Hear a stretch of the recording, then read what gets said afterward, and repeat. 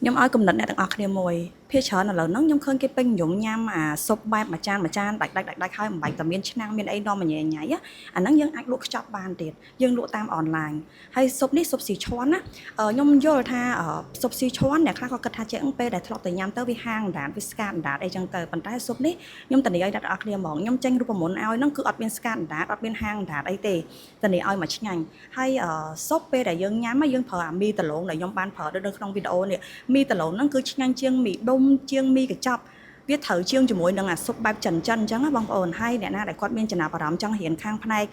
ស៊ីឈ័នឥឡូវហ្នឹងគឺខ្ញុំមានតម្លៃ pre-sale ទៀតហើយតានីឲ្យរសជាតិគឺឆ្ងាញ់ហ្មងបូករួមខ្ញុំបរៀនជាមួយនឹងអាទឹកតៅហ៊ូជ្រលក់ហើយគឺវាស៊ីគ្នាហ្មងណាអ្នកនរគ្នាវាស៊ីគ្នាវាខាំគ្នាមួយរសជាតិហ្មងតម្លៃ pre-sale រៀងខាងវគ្គស៊ុបស៊ីឈ័នហ្នឹងតម្លៃត្រឹមតែ$99រ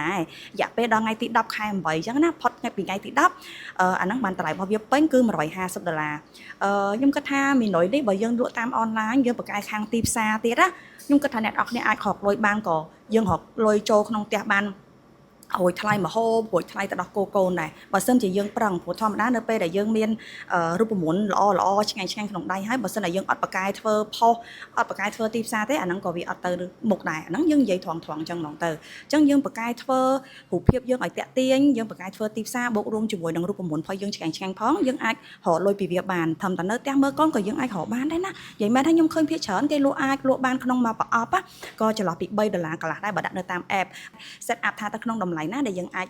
ទទួលយកបាននៅការចំណេញអញ្ចឹងទៅអញ្ចឹងបើអ្នកនរគ្នាមានចំណាប់អារម្មណ៍ចង់រៀនខាងផ្នែកស៊ុបស៊ីឈ័នហ្នឹងចាំតាក់ទងមកពីព្រោះដោយសារតាយើងតមានតម្លៃ pre-sale តម្លៃត្រឹមតែ$99អញ្ចឹងណា